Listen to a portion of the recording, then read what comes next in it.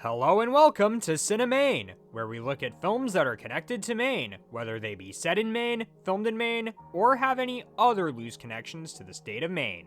In honor of Amy Madigan winning an Oscar for her role as Aunt Gladys in the supernatural horror movie Weapons, I figured this would be the perfect time to look at another supernatural horror film she acted in back in the 90s, The Dark Half. Based off of the Stephen King novel of the same name, and written and directed by the father of the zombie film himself, George A. Romero. The basic premise involves a young writer named Thad Beaumont. That's a stupid name! Yeah, I know. Anyway, he had a brain tumor as a child that doctors tried to operate on, but it turned out to be an unborn twin brother that was absorbed by his body. I'm not a baby, I'm a tumor.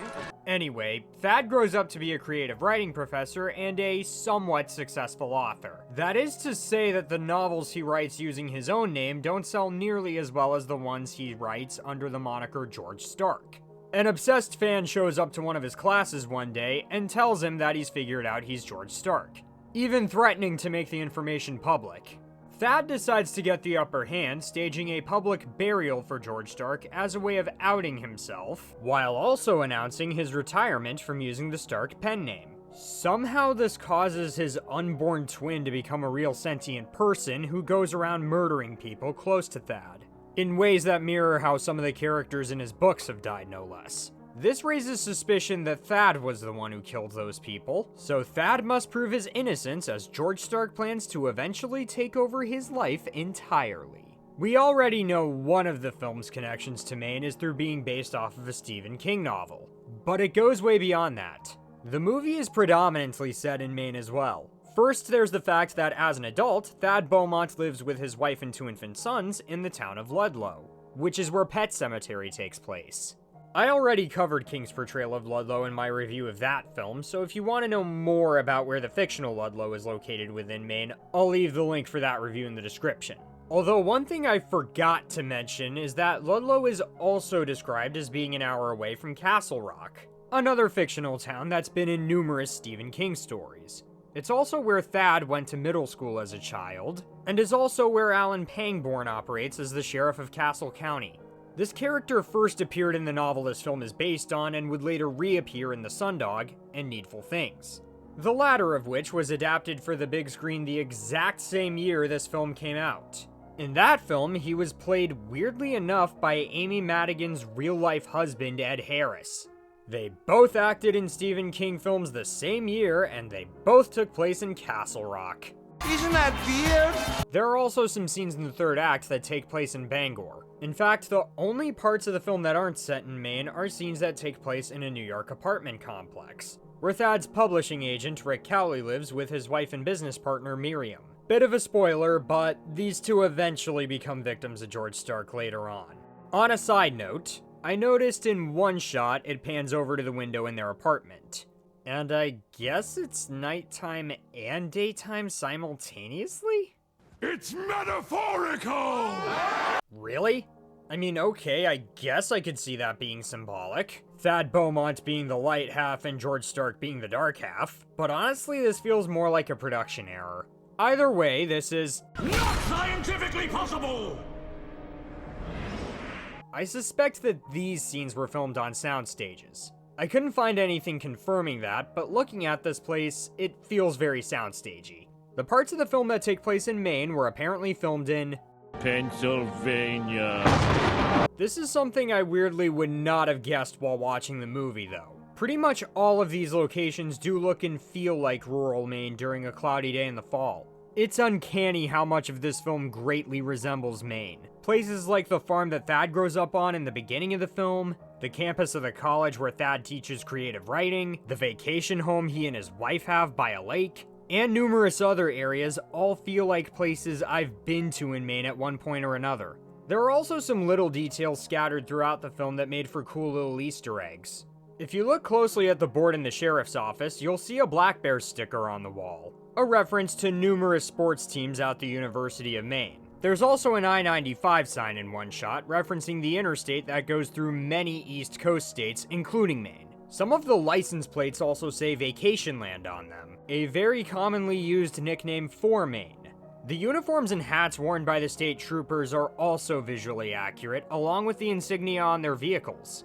Overall, George Romero did a phenomenal job making the film's setting feel authentically like Maine.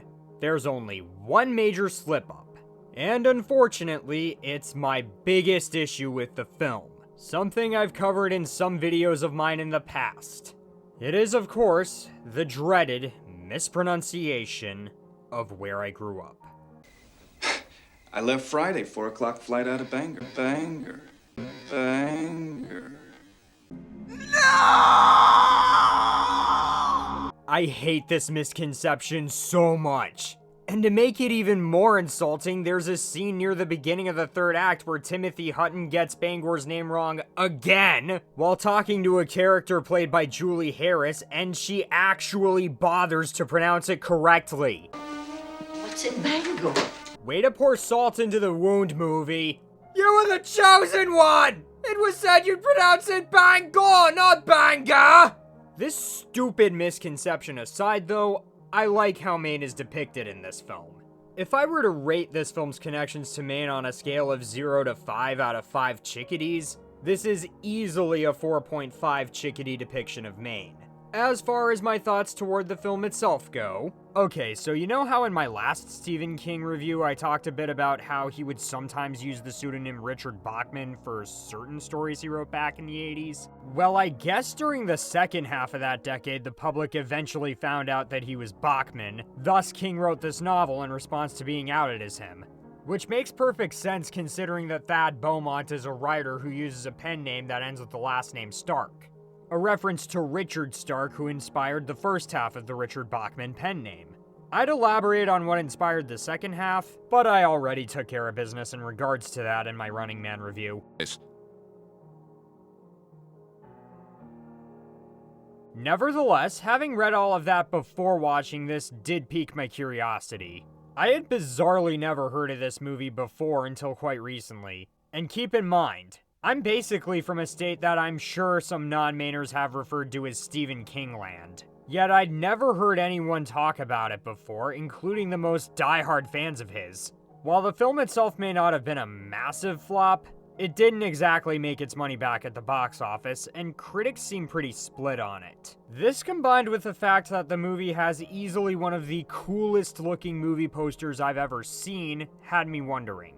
Had I discovered a potential hidden gem in the realm of Stephen King adaptations? Or is the movie gonna be so terrible that it's gonna make me regret learning that it even existed? Or, what I was most realistically anticipating, is the movie gonna be so forgettable that it warrants not being talked about all that much? Well, for starters, knowing how loosely autobiographical this film is made it all the more fascinating to watch.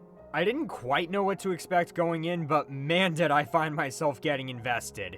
And the autobiographical aspects made this film rather compelling. First, there's the fact that on top of being an author, he also teaches creative writing at a local college. This is something King himself did at the University of Maine during the late 70s, along with teaching English at Hampden Academy in the early 70s. It's also mentioned that Thad is a recovering alcoholic like King, and his wife, played by Amy Madigan, proofreads what Thad writes, which I'm sure is something Tabitha has done with Stephen's writing. There's also Thad dealing with an obsessed fan during the first act of the film, something I'm confident King has had more than his fair share of experiences with. One particular exchange stood out to me. Maybe you'll put me in a book someday. Oh, I will. And I'll make you suffer. That line has the exact same energy as that scene in Straight Outta Compton where Ice Cube, played by his real-life son, scolds a record executive that financially screwed him over by pointing out that he's got a baby on the way. It don't get more prophetic than that. Yet somehow I feel like the most autobiographical aspect of the film is the duality between Thad Beaumont and George Stark, which I imagine must have come from a place that felt very real to King after it was discovered that he was Richard Bachman. The theme of duality is introduced early on in the film during a class Thad is teaching. He talks to his students about duality in the sense that everyone has two kinds of people within them. There's a person's more reserved outer being that we let others see, as well as an inner being, which is a more liberated side that most people try to hide. He makes a point that as a writer, you can nay should, let that other side out in your writing. This is of course obvious symbolism, considering that Thad clearly represents his own more subdued inner being, with Stark representing his more uninhibited side. It's all very Jekyll and Hyde, really. But it's still very fascinating all the same. I'm reminded of that Mark Twain quote where he compared people to the moon. To top it all off, the George Stark stuff is pretty cool too. That scene where he's given a quote-unquote burial has some cool imagery, like this shot that reminds me of American Gothic. There's also this chilling line. Kinda like standing over your own grave. Ironic, considering that once Stark comes to life, he essentially tries to take over Thad's life entirely, going specifically after the people Thad is closest to. And since George is a product of Thad, the DNA at all the crime scenes unsurprisingly matches his, despite always having an alibi that others can vouch for. This leads to an aspect of the film that you'd think would be very tedious. The whole bit where the cops don't believe the protagonist is innocent, but the explanation behind what's really going on seems too far-fetched, so nobody believes him. This is a trope we've seen before, and it easily could have made the movie drag, but luckily that doesn't happen.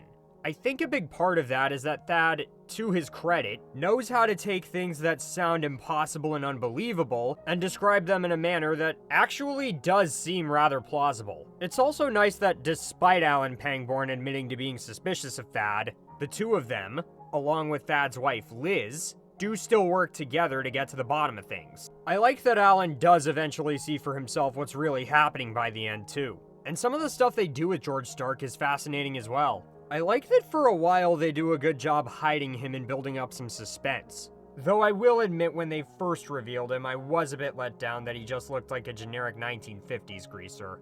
Though the makeup artists did a beautiful job transforming Timothy Hutton's appearance.